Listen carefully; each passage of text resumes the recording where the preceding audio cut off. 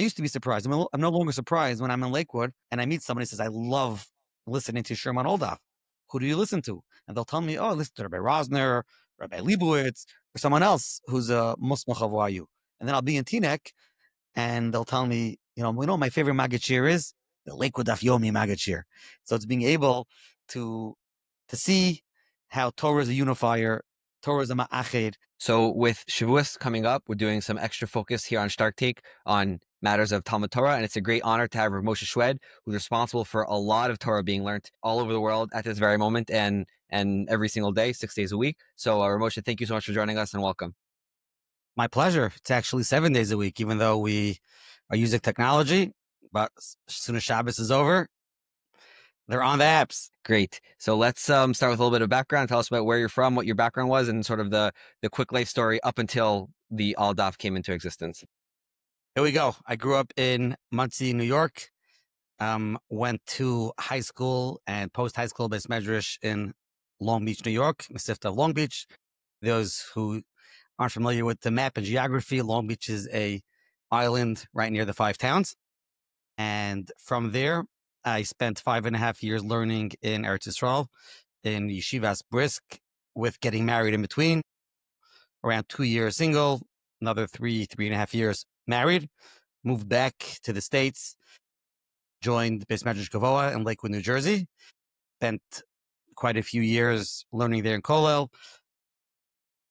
Did my last couple of years, while I was still in BMG in the morning, I was running a second Seder program at a Beis Medrash in Monsey, New York. And then in 2018, August 2018, I took on this incredible job that I'm grateful for till today. When I took it on, I didn't know what it was or what it would be, of running these platforms. So what was the very earliest sparks? How did this come about? What were the early origins? So the early origins of this job specifically is that the OU always had an online Torah site, OU Torah. It was small. Rabbi Moshe Elephant, who runs Kashrus at the OU, was saying an online Daf Yomi share besides for his regular share that he says every morning, still says every morning in Borough Park near his home. At that point, somebody at the OU had gotten a grant, a significant gift to build out the Torah platform, to add to it. And Rabbi Elephant, who's actually my father-in-law, we'll talk about in a second. I think I say I have the job despite him being my father-in-law, as you'll soon understand, because he called me. I'm looking for somebody who may be able to do something to bring this idea to fruition. So I said to him, maybe I could. He says, you probably could, just I can't hire you because of nepotism at the OU. To make a long story short, I joked that they had to change the constitution at the OU, and they hired me. When I was hired, it was 2018, the end of 2018. This was around 15 months before the upcoming Siyum HaShas of the 13th cycle, which took place in January 2020. So this is around 15 months out. And the goal was, let's figure out what we could do, what we could build, and have it ready to launch by the Siyum HaShas. That's what happened. Wow. And so just tell us briefly, there are other apps out there that have Torah content and shiurim. So what makes All Daf special and unique? So that's an excellent question. I would think the primary factor is that we are Yomi-focused. That means you open up any one of our apps. We focus on content that's consistent, that rolls over from day to day, and the apps are all set up that way. That's number one. Number two, we're focused on highly curated content. That means we're only going to put on content that we feel is high quality and something that a user base will really gain from having it on our platform in the way we provide it. And most of these Yomis, let's talk about Daf Yomi for a second, is the actual Daf Yomi share. But what we've worked to create is supplemental content around the Daf. So you'll have the opportunity not just to learn the Daf, but to learn Jewish history that comes from the Daf. Or you'll be able to have a short preview, a short review on every Daf, a short piece of halacha on every Daf, various modes of review on every Daf. And even in the Daf Yomis themselves, there'll be different style Daf Yomis that we've presented. And that's essentially what separates us from the other Torah apps platforms that are out there. That's very interesting. And before you had this job, just thinking about the relationship of Torah and technology, you mentioned the wonderful yeshiva Brisk, which is obviously a prestigious yeshiva. But I doubt there are guys in the Beis Medrash there sitting there with their laptops and their Utzrach. Correct me if I'm wrong. I don't think so. I don't think there are any computers anywhere in that building. So it tells us a little bit more about your relationship with technology beforehand, and was it something that you were using and thinking about before this opportunity came up? So you're right. I don't think, at least when I was there almost 20 years ago, there were no people sitting in the Beis Medrash with their laptops. However, even probably in Brisk and in BMG, where I live here in Lakewood, many people sit with their computers and are using computers to assist their learning. It certainly wasn't the reason why I took this job wasn't because I had a fascination with technology and I felt like this is my calling to be involved with technology. However, I'm somebody who's passionate about learning myself personally. I'm passionate about giving other people the opportunity to learn. And I'm sure this is what we're going to talk about more people who, especially who have left the Coastlay Beis Medrash, connect them to Torah. And as we joked somewhat before we got on the call, there are people who are using technology, with their flip phones to call all kinds of phone programs. And that's the sort of technology also, right? That more than they were doing 50 years ago or even 30 years ago when All Daf became a thing of technology. So, even though technology has evolved and now we're on apps and smartphones and AI and all that type of stuff, right? I think we've seen the world, from some communities less, some communities more, using technology to help themselves and help the communities grow in Torah learning. That's very interesting. And so, given the fact that you weren't particularly interested in this topic, what was it that caused you to say, this is really a job for me? What was it about yourself and your personality that was just like a cool job and it sort of attracted your eye? Because the Torah technology piece was not something that was like driving you hard beforehand. So I think what fascinated me was the opportunity to be able to bring high quality Torah content that may be, let's talk about a Daf Yomi shir. There probably were various Daf Yomi shirim that were in different places around the internet. But somebody who didn't have the skill set, the time, the drive to be able to search and find the shir that works for him, either wasn't learning because he didn't have the time and the drive to find it, right? Or even if he was learning, he wasn't learning at the level that he could be learning.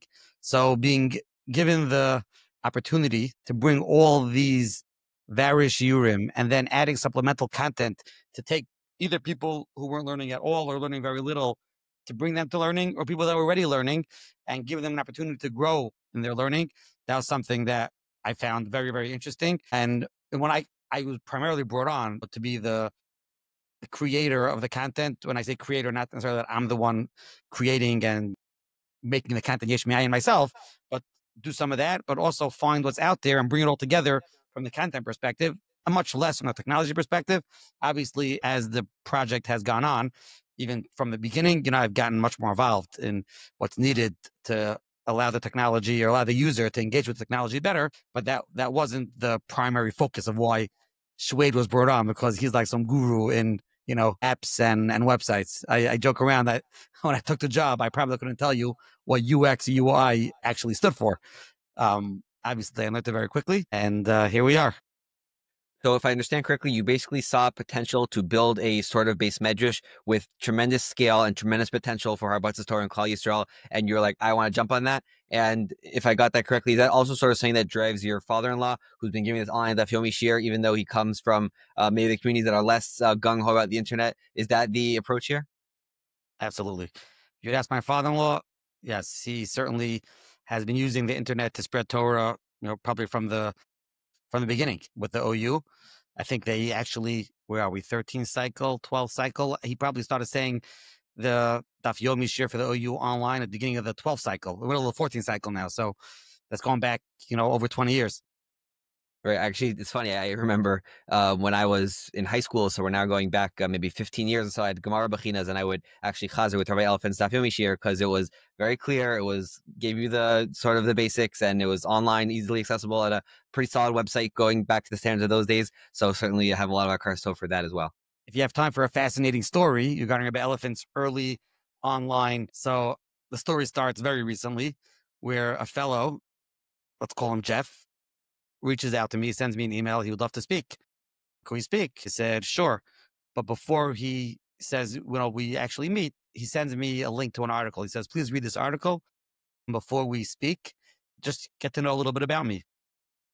So he sends me the article. I open it up, and it's an article about a fellow from Marietta, Georgia, at the Jerusalem Marathon in 2020, where him and his running partner are making a Siyum HaShas because they ran through Shas. Now, what's the backstory? The backstory is, which he filled me in a lot of details when I met him. We're talking about a person here. I don't know what his level of religious observance is involved. It could be the president of a conservative shul. So I'm not talking about somebody, this he told me himself. He didn't have a Jewish education past 5th grade in a conservative day school, Solomon Schechter, where he grew up. And this is somebody who told me that in 2008, he found Rabbi Elephant on podcasts and he listened to the three Bavas, Bava Kama, Bava Metzia, Bava Basra. Then he stopped. And then in 2013, he had a friend who also lived in Marietta, Georgia. They decided they're both running. They were runners, marathon runners, as a hobby on the side.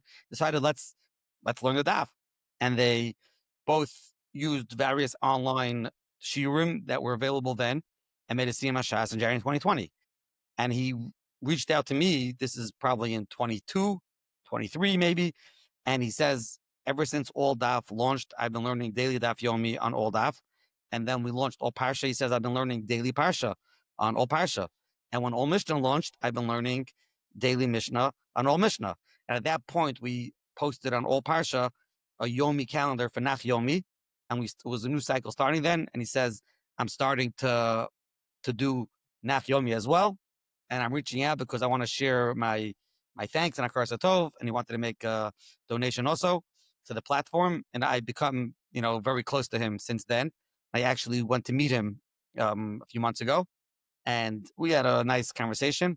But one of the things, and he's showing me what else he's doing. He's learning on the Halacha app, Daily Kitzer. It's incredible. It's somebody who had no yeshiva background. I don't know even what his level of religious observance is. Certainly not living in a regular mainstream community. The amount of Torah that this person is learning with technology is incredible. But when we were talking, so one of the last, pieces of the conversation went as follows. When I asked him, I said, Jeff, what about all this learning? How does it affect you? In what way? Like, where does it hit you? What does it do to you? And he says to me, the truth is, we live in crazy times. We live in challenging times. Learning Torah calms me. It settles me. It makes me feel grounded. So, this is somebody who didn't go to yeshivas and hear, right, the Sichas Moser and the Moser Shmuz from the Mashgiach or Rosh Yeshiva telling him, how Torah is something which is new and it's something which is so important. This is somebody who actually is feeling the effects of what Torah is supposed to do to a person, right?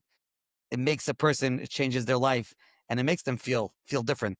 Sometimes we have to pay attention to it and be conscious of it, and we can't always feel it, but that's something which was incredible to me. Wow, that's beautiful. And I'm sure, I hope that you're cataloging all these. I'm sure you have a lot of other amazing All Daf and All Torah feedback stories. That's really beautiful. And so when you talk about the Torah being grounding and having an online app that allows people all over to be grounded. So I'm thinking now to the fact that you launched this during the Siyum HaShas, which was a very beautiful and wonderful event. And obviously a new product has buzz and excitement around it.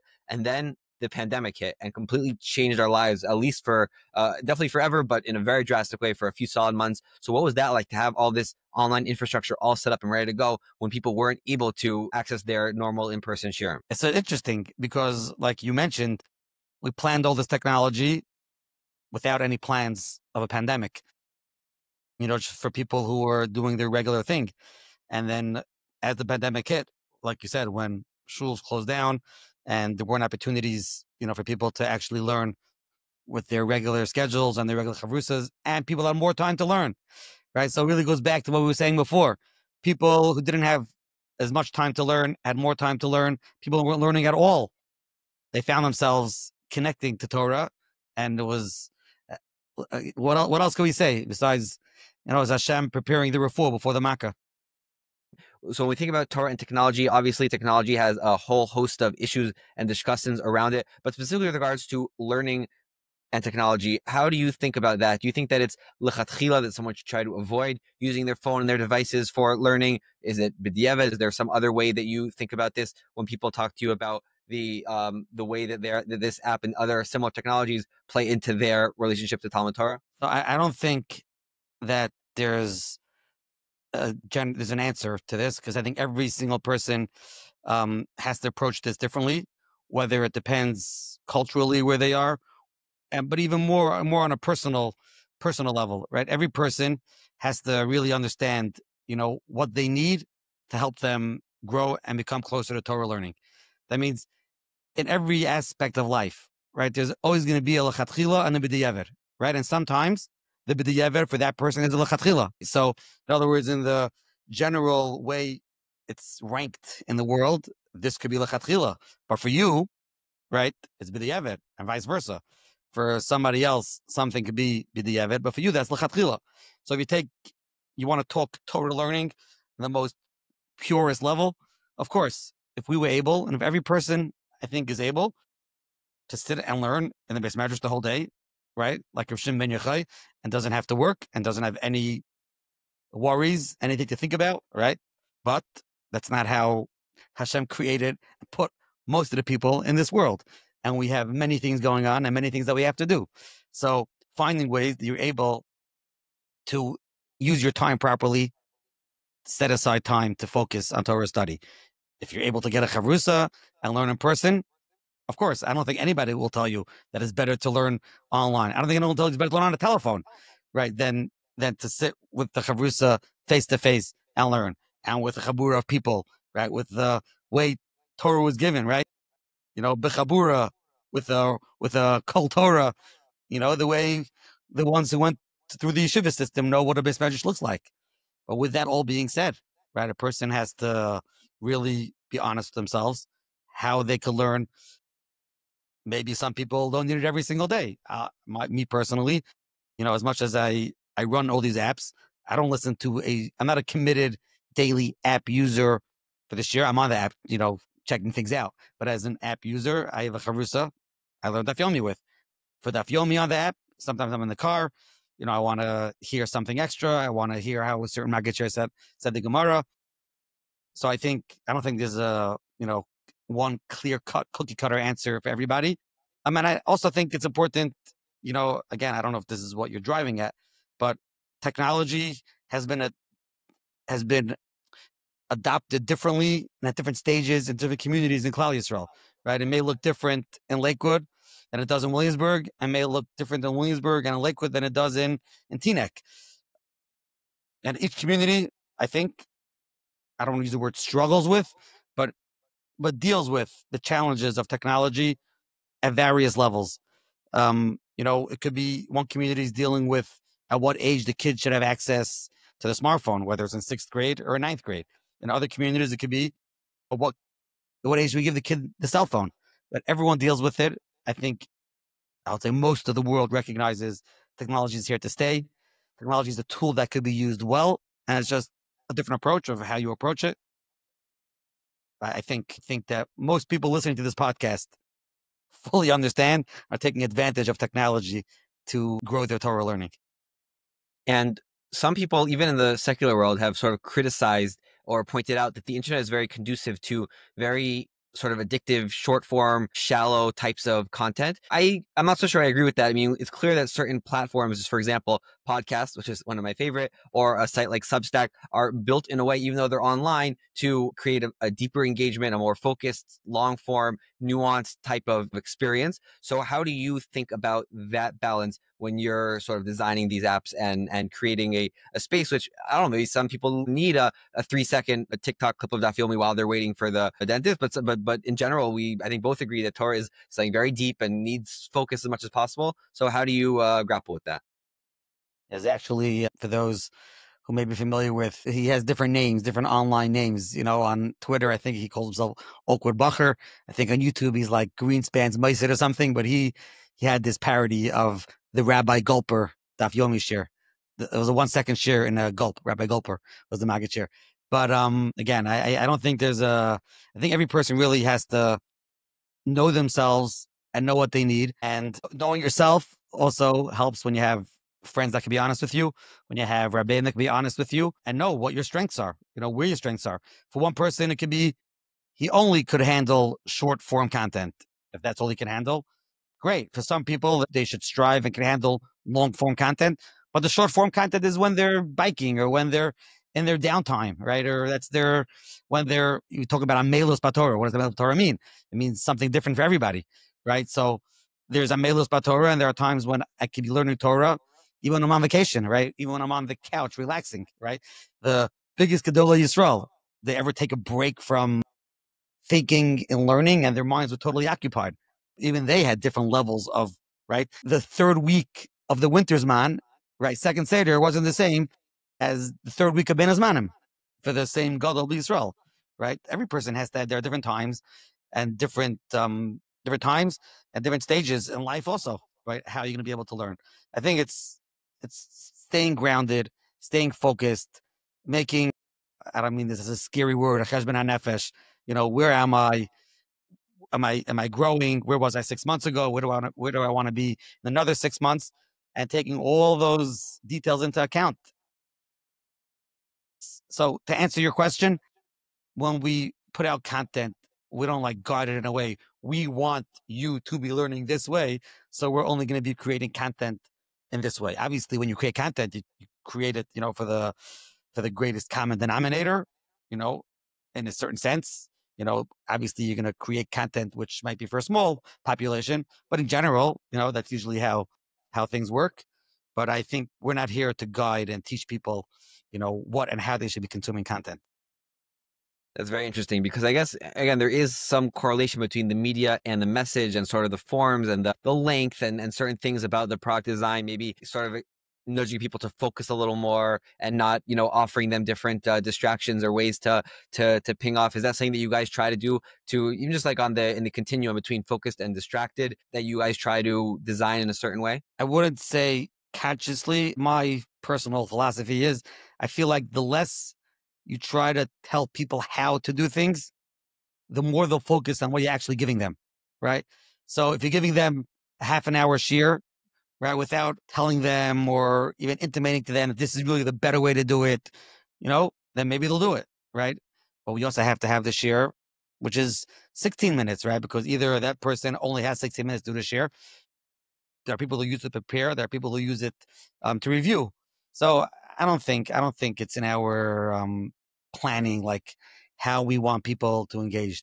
What we want is people should be moving up in their engagement in Torah content. That's really the goal. Identify where people could use help and assistance in the Torah learning and get to those people and see them grow and become more engaged in their Torah learning. More engaged to mean something different for every person. But I think that's really the focus. Got it. So there's an approach, a very important approach of Malan Bakodesh in Moridin. And is that something that you like track in your data as far as like how the users are doing and seeing their user journey, their user lifespan, all of these terms that you probably know a lot better than I do? Is that something that you guys are actively involved in? Answer is not enough. Not enough because like every nonprofit startup, we're growing and that's something we probably could be more involved in and maybe beneficial to people.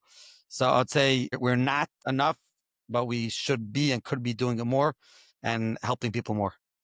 Got it. And on that point, it's an interesting way of classifying where you are. You're a growing entity in a difficult space, meaning to build a really great product, a technology product takes a lot of work. And I think maybe some lay people may underestimate, like you go into Spotify, you go into YouTube, it seems so easy and so smooth and so fast and so convenient. And there's so much work and so many resources that are poured in the other end that the user can have such an easy experience. Is that something that people take for granted? How do you guys make sure that you're providing a product that really works seamlessly and represents the values of Torah and is not going to have people saying, well, why bother with this buggy thing? I have Spotify and YouTube that has that Yomi share and that work a lot better. That point is absolutely correct. Staying on top of technology, I could say dealing with Android apps is a lot more difficult than iPhones because the iOS system is one system and it's the same It doesn't matter what kind of iOS phone you have, it's more or less the same. Androids, there are all different types of operating systems in each phone. It's something which is much more difficult to deal with. No, I don't think people recognize and understand what it takes. There are a lot of different options out there. People sometimes get used to something, they're getting something consistently for free, and they may expect things and ask for things in ways that may be like puzzling to me.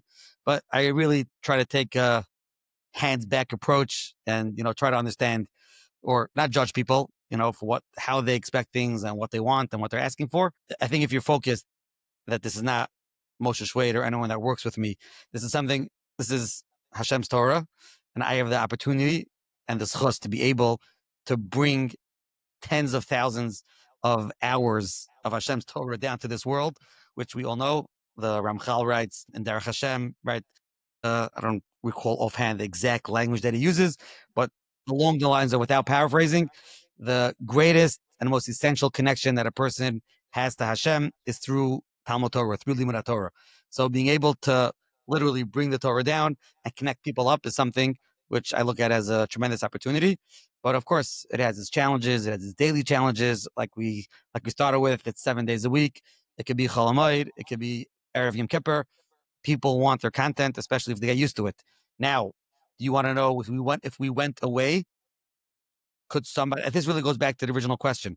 There are people, right, who are maybe using the platform, and if we disappeared, right, they'll have to acclimate and figure out, how to learn. Let's use the Mesivta Gemara, right, as an example, right? The Mesivta Gemara, for all those who aren't familiar with it, is an incredible work that the back of the Gemara has.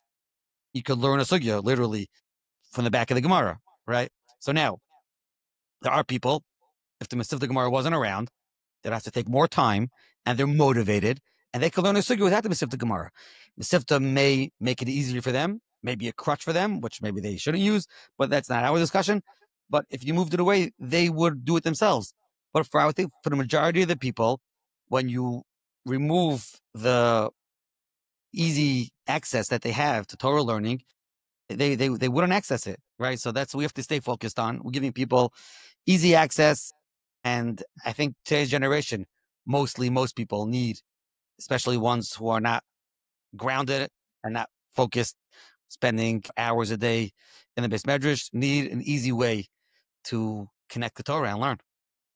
That's very interesting. And one of the things that you alluded to is the financial model, and the these big platforms have come under some very intense criticism, and the fact that we love the free content comes at a price. And I think one person put it very sharply. He says, if everything is free, then you're the product, and you're being sold, and your attention, and your data, and your advertising potential. So how do you overcome that when people, on the one hand, they want it to be free, on the other hand, they want the product to be great, and they don't want to be bombarded with advertisements, having their data stolen and all that stuff? So what gives? So go back to what you started with in this segment of like startup. We started with seed money from donors who gave enormous, significant amounts of money to get these products started. As with most startups, you eventually have to shift and evolve into a stable company and business, which has to work on revenue, right? Not just the startup seed money. So part of that is, and something that I've taken on, is direct fundraising, right?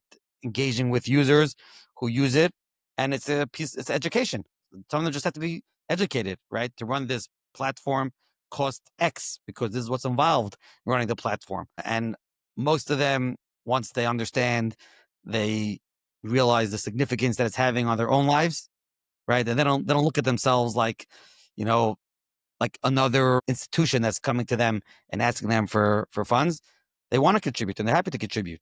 So I think it's a lot of education. People have to understand. I think it's with most anyone who's involved in the nonprofit space. I think your success, and it's not only nonprofit, but when you talk about nonprofit, if you're able to, I'll use the word sell, but it's not really selling. You're able to invite people to understand why your product is a product that they need. They're going to buy in, and buy-in can mean buy-in in the for-profit world, and buy-in can be in the nonprofit world. Whatever their buy-in is, whether it's because they themselves are growing, feels important to help others grow in Torah learning. That's the way you got to do it. Got it. So when you're continuing to tweak these apps, improve them, rolling out new ones, as you mentioned. I guess we just clarify that started with All Daf, and now there's also All Parsha and All Halacha and All Nach. If I'm missing any current ones, you'll let me know. But so as you're going through this process, what are some of the features, innovations, the chidushim that you've sort of brought to the product that you're sort of most proud of? I think personally, what I'm most proud of is being able to take subjects that may not be learned that much, right, and make them available to be learned in a way that they weren't being learned before, and they're more accessible to the world. Let's take Mishnah Yomi, for example. Mishnah Yomi wasn't I think something I missed that that one. most people. Yeah, so we have All Daf, All Parsha, All Mishnah, and All Halacha, which was launched recently. So the All Mishnah platform was launched when the last Mishnah Yomi cycle started. I would give a shout out to Art Scroll because they were the ones who approached us that they plan on sort of reviving the Mishnah Yomi cycle, and they've constantly kept it up with giving our free Mishnayos and lots of advertising. But we took the opportunity to work with them, and join them in a certain sense of creating our own app. So people who are in tune and involved in the Mishnah Yomi cycle should be able to learn. I should really just mention now, for those who are going to be listening to this podcast, within the next couple of days of when we record this, May 15th, Maseches Avos starts Mishnah Yomi. Now, the season that we're in after Pesach, summer season, some people learn Pirkei Avos. Most people learn Pirkei Avos. They may glance at a Mishnah or two in the parak of the week. Maybe their rabbi says a shir, or there's a women's gathering in someone's backyard, right, where they have a speaker talk about something interesting that's in that week's parak. But now you have an opportunity with the Mishnah Yomi cycle with thousands of people across the globe to learn. Just go through the Masechta in 7 weeks and cover all the Mishnayos. Right? You can listen to Rabbi Leibowitz and Rabbi Resnick and some of the other Magidei Shir that we have on the app. So if you haven't downloaded the app, and I'll get to this at the end of the podcast also, you go to the app stores and download all the apps. I'm sure Yaakov will have the links to our link tree in his show notes. But that's one example. Yushalmi something, Yushalmi Yomi. How many people do you know that are learning Yushalmi Yomi? Well, now there are hundreds, if not thousands, of people that are learning Yushalmi Yomi. That was also something we did with Art Scroll. When Art Scroll finished translating the Yushalmi, they started a new Yushalmi Yomi cycle, and we launched Shiurim with them. And we have Rabbi Rosner and Rabbi Resnick and a couple of the Magidei Shir who are saying Shiurim and Yushalmi. Now, who's Yushalmi for? There are all types of people learning Yushalmi. I'm not saying if you're learning Daf Yomi now, you should start learning Yushalmi if you don't have time for it. But it's something to keep in mind. It's an important part of Torah, very interesting part of Torah, and we've made it accessible to the world. And I get into different features, but I think, in my mind, bringing Torah, real Torah, to the world with ease of access, high quality curated content is something that I'm most proud of. Right. Okay. That's very beautiful. And our mutual friend I'll give him a shout out, Shalom Schwartz, a big time Yerushalmi power listener, and Rabbi Rosner. Obviously, the energy that he brings to that project. And your father-in-law, Simi Zimbalist, was very instrumental, first of all, in everything that Rabbi Rosner does in the community there. But we made a Siyum Yerushalmi recently, that was in Yerushalayim, but we made a Siyum Bavli November 2023. It was like a month after September. It's like September 11th, a month after October 7th. And it was at the time when they were calling up soldiers. It was like, are they going into Gaza? About to go into Gaza. And we had Rabbi Rosner and many others who were there for a Siyum. And this just brings out, what Torah could do and how Torah literally is grounds people, right? But if, you could even find it online and share Rabbi Rosner's speech, add that Siyum, talking to people, after, it was a month after October 7th, the traumatized country and world. And probably dozens of people in the community and at the event whose children were fighting. And he's talking about what Limud Torah does and how important it is to make it a part of your life. And how you have to have the soldiers actually fighting, to protect Am Yisrael, but the ones who aren't actually on the ground, how important their Limud Torah is, and equally as important to be able to bring down whatever Yeshua and Natsal that we need. Right. Very beautiful. And From your perspective, looking at how this project has progressed, whether it's looking at some of the data that you see on the back end or just anecdotally, what have been some of the biggest surprises into how the apps are used, or what some of the implications of some of the products that you've put out there that you weren't expecting to see? I really wasn't expecting, and this really gets back to what we were talking about before, people who, if I know them as people, I wouldn't think that they're going online to learn. It's interesting, if I meet somebody who hasn't heard of it, the first thing I say is, hey, you haven't heard of it because you don't learn Torah online. You still learn Torah from the books. The amount of people who are book learners, let's call them, people are learning from the books, right? Who are using technology, using these platforms, whether it is to review a Daf Yomi share, whether it's to learn Yerushalmi, whether it's to hear Rabbi Hartman, right, the Magia, famous Magia of the Maharal, 50-volume blue Maharal, say a Dvar Torah on the Maharal every week, right? Whether it's hearing someone say someone who's a specialist, in Sfas Emes, give over a piece in Sfas Emes, right? Being able to take the things that you may not get from sitting at your Gemara, right? Whether it's because I'm not sitting at the Sfas Emes, someone learns Sfas Emes, I'm not a Maharal person, so let me hear Maharal from someone who's an expert on Maharal. So I think that's been something that's been very interesting to me. I think what's even more interesting to me is, so I live in Lakewood, New Jersey. Okay, for those, I would say most people know, Lakewood is a right-wing town, right? It's a town who the people that they know are people who went through the Haredi yeshiva system. Teaneck, New Jersey, right? Maybe a town, not maybe, is a town, right? Where most of the Rabbanim there and the Rabbeim went to YU and that yeshiva system. I used to be surprised. I'm no longer surprised when I'm in Lakewood and I meet somebody who says, I love listening to Sherman All Daf. Who do you listen to? And they'll tell me, oh, I listen to Rabbi Rosner, Rabbi Leibowitz, or someone else who's a Musmach of YU. And then I'll be in Teaneck and they'll tell me, what my favorite Maggid Shir is? The Lakewood Daf Yomi Maggid Shir. So it's being able to see how Torah is a unifier, Torah is a ma'ached. That Torah was given on Har Sinai, it wasn't just like a nice, cute, feel-good thing. It was a prerequisite for Torah learning. The Torah had to be given. And the way Klal Yisrael is going to grow in Torah is going to be when they learn Ki Ish Echad B'Lev Echad. And then just to add one more thing to this piece is that we're during the days of Sfira, right? That those who have a minig, and I think it's brought down already in Sfarim, right, to go through one of the Memches Dvarim, Shatorah Niknas Behen. There are 48 ways for a person to acquire Torah, and they learn one of the 48 kinyanim every single day. 49th day is meant, to review.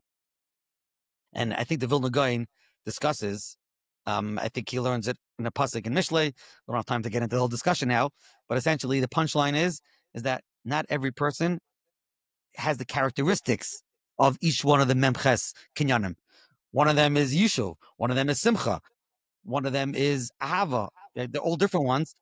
No, so Alam Chavera, they're all different ones, which every person may not have the characteristic that's required to excel in that kinyan. You know what he says? He says it doesn't mean that every single person is going to have every single kinyan. When we have Klal Yisrael who are learning b'chabura, learning together, they each could tap in to each other's characteristics. So when we focus and when we learn, right, and we say the bracha in the morning, right, we're davening not just for ourselves. We don't ask Hashem, give me, Torah should be sweet to me. When we daven for Torah and we daven for success in Torah, we're davening for Klal Yisrael. It's really, really important that when you're talking and asking Hashem, that you should have the same chelkeinu b'sorasecha. Also, we're always talking about the plural, thinking about Klal Yisrael. We need Klal Yisrael together to have this chelik in Torah, and that's how we're successful in Limud Torah. That's amazing. So it's very cool, and I think it's very interesting to me to think about how a lot of these conversations echo sort of broader conversations about the internet. And one of the great hopes and dreams about the internet was that it would be able to sort of break down barriers and transcend some of like the normal lines. And then some of the pushback has been, well, Lamaise, there are all these echo chambers, and really you're just getting your own sort of content curated for you. So it really is beautiful that you've been able to tap into that higher potential of creating a base Medrash that's not just big and scalable and amazing, but also unifying, especially in these times, is very, very important. And I appreciate that a lot. So in your position as someone who has been sort of steeped in this world, creating platforms for Talmud Torah, a lot of which is being used by Balabatim and people who are in the workforce. People are very busy. Obviously, there are others who use it as well, but just focusing on our mutual shared target audience for a moment. So what have you noticed to be some of the most important characteristics of someone who's successful in being a Bnei Torah, being connected to their learning, even though they're very busy with work and community and family and all of the other things? So what I see is people who are able to create some sort of responsibility for themselves, right? That they want to grow in learning, and growing could be that I haven't been doing Daf Yomi and I'm doing Daf Yomi. And it could be someone's doing Daf Yomi, right? I'm personally very fond, something I have a passion for, is learning the Eon, right? Learning, taking it slow and really understanding the questions and the answers of the Gemara. People sometimes think that Eon has to be that, you ended up, learning Reb Chaim and Sefer, and that's how you're learning Eon. No, the start of learning Eon is on the page of the Gemara, right? There's a Gemara, and then there's something called Rashi, which most Magidei Shir don't even learn. And when I was taught from 5th grade, right, Gemara gets learned with Rashi. I think it's important, just as a side piece, to not lose focus and lose track of that. And I'm assuming most of the audience that we're talking to are people that have gone through the yeshiva system. And your next step is learning Taisvis, right? You could pick one Taisvis on the Amud, right? And see a question and an answer. Many times, by the way, it's going to be something you're thinking about yourself. You'll be like, oh, wow. I was thinking about that also. And I see that Taisvis asked the question. So I think it's really staying focused on growing, moving the needle for your own learning. I think, but something which can be even more powerful is there are so many people out there who maybe in the perfect world, right? They could have been Rabbanim. They could have been Magidei Shir. They could have been saying the Shir themselves. There are so many people who have the potential, if they take a step back and try to find an opportunity to learn with one person, 2 people, 3 people, maybe be the guy, right, who after, right, the 6:30 minyan in shul, which probably ends at 7:02, to create a Mishnah Yomi group, right, and now you leave shul at 7:05. Maybe make a daily Kitzer group, right, maybe make a daily Mishnah Brewer group. And it doesn't have to be you saying this year every day. It doesn't even require the rabbi to be involved on a daily basis. We all know how busy Rabbanim are, and many of them don't have the time and the capabilities with everything else going on to also say that shir for your minyan after davening. There are so many people, and I think people that take it on, they'll feel themselves growing, be connected to learning. And I think another important piece, right? People today, the world's very small, and people are busy and they're running all over the place. Many of them for good things, right? But sometimes, again, this gets into when you're not always thinking about what your priorities are, right? You get schlepped, we're going on vacation, we're going to be gone for 2 weeks. We were just away 2 weeks ago, we're going away again. I'm not here judging, what type of vacations people take. I'm not even here for that. But I'm saying that if someone feels a responsibility to something he's doing where he is, right, he's going to be thinking twice in a good way. I'm not running away and going away for another 2 weeks because I was just gone. People need me in shul. I got to be there. Right, to keep the chabura going. Even if I'm not saying this year, right? I'm the guy maybe who's making sure the coffee is ready in the morning for the chabura. So I think it keeps you grounded. You'll feel growth yourself. And most of all, you'll be helping other people grow. And I think the most important thing is people that have families, when your family sees that you are somebody who's committed to Torah study, creates a different respect that your family has for you, right? When your family sees that there are certain things that nothing's gonna budge until I do the daf. Have to be available. I got to daven every morning at 6:20 because not just because I have to get to work at 7:30, because there's a shir right after davening, or there's a shir before davening. I'm a primary part, of that shir. So I think these are all things to keep in mind, especially for us working people out of the Beis Medrash, right, to keep ourselves grounded and growing in Torah. That's really amazing, and so much, so many important points and nuggets that you threw in there.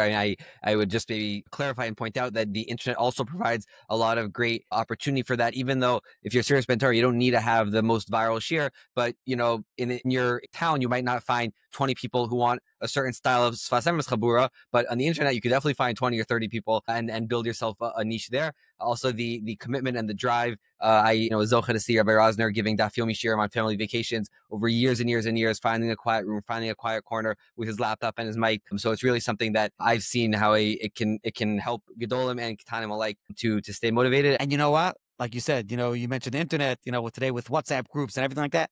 You could be vulnerable with your friend. Say, listen, let's call your friend Joe. Joe, I want to grow in my learning. I need accountability, right? Either could you be my accountability partner? I want to start for the next 2 weeks, make sure I learn the daf every day. That's just for your own personal learning. You can tell Joe, I want to feel some kind of shibud and be able to give over, right? I'm not here to force anybody to listen to my whatever I want to do, right? But let's just say, pick an example, right? You want to learn the Ramban's till Sheni every week, right? So it's very easy, right? Maybe instead of sitting in your study or wherever you are, and open up your Chumash and reading the Ramban's, take out your phone, right? Put on voice memos and start learning and start saying it. You'll see yourself how well you could do. And then maybe you'll ask your friend, start sharing this. I'm not sharing this because I need anyone to listen to me because I think I'm this special Maggid share. It's just something that I do myself. And I think perhaps, some of my friends may benefit from it. That's very beautiful. This has been so interesting. Let's go to our lightning round. 3 short questions, 3 hopefully short answers. We're now in the summer. We have nice long Shabbos afternoons. What does Rav Moshe Shwed like to do on his long Shabbos afternoons? Moshe Shwed loves to take a nap. I take a nap, couple hours sleep, but then I like to sit down sometimes in my house. I have a nice little study and either catching up, reviewing the daf. I'm very fond of, and this gets back to what I was doing before, find a sugya, find something that you're thinking about, that you want to work on. It could be, you heard an interesting shaila, right? This gets back to, keeping yourself grounded. I heard an interesting shaila, right? So you either go on ChatGPT and ask them what they thought. You can do that. You can do that also. That's fun, right?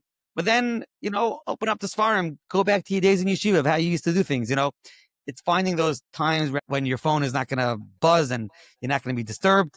And that's what I like. I'm obviously learning with my boys, catching up on their week. That's what I like to do on Shabbos afternoon. Amazing. And we were talking a lot about the approach and the hashkafa and the motivation around Talmud Torah and staying grounded. Do you have a particular sefer which you find most inspirational or most relevant when it comes to developing that relationship, that grounded approach to your Avodas Hashem and your learning in particular? I'm really all over the place because I like Sfarim and I always find different things. Obviously, I grew up and went to yeshiva where there was yeshiva was a Talmud of Baron Kotler, and I learned to BMG. So for those who've never tasted Mishnah Baron, it's worth tasting, especially the way he puts down Talmud Torah and a life of Torah. I'll give you a warning. It's dense, right? So it's not light reading, and don't read it thinking that you have to understand every line that he says there. But there are certain pieces there that really give somebody understanding. You don't have to have grown up in his ashkafa, in his system, but just seeing the way he puts down a life of Torah is certainly worth checking out. But again, it's not light reading, but there are lots of lines there that I think are very, very powerful. The way he learns up Midrashim and Chazal. So that's something that's interesting. I'll throw out one more, which is just an interesting, I've come across recently, a set of svarim called Sharei Hazmanim. It's from a Rav Dessler, who's I think a Mashkiach in Panovich. It must be a grandson of the Rav Dessler. He really has beautiful essays on all the different times of the year, which many people find like becoming connected. This is all part of being grounded as a Jew, being connected to the times of the year. And those are svarim, which I think would make very, very interesting. Okay, and if you were forced to leave your job today and choose any job in the world, maybe something that you dreamed about or as a kid or have some itch to go into, what would that be? Whatever it would be something that I'd become rich very quickly and be able to spend a lot of time learning. I don't have any specific passion. I'm actually fascinated now with the way AI is developing. So whatever job I would be doing, it would be with seeing how AI could supplement it. I like dealing with people. So it could be any type of sales job, whether it's selling real estate or maybe selling trinkets on the street. So it'll probably be something in sales and something that gives me time to spend learning. Okay, Rav Moshe Shwed, thank you so much for joining us, and we really appreciate learning all these insights and the behind the scenes going on behind one of the great Batei Medrash of our day, the All Torah platforms that so many of us use and enjoy and grow from and get inspired by. So thank you so much. My pleasure. Wonderful. Thank you for the opportunity. Shkaya.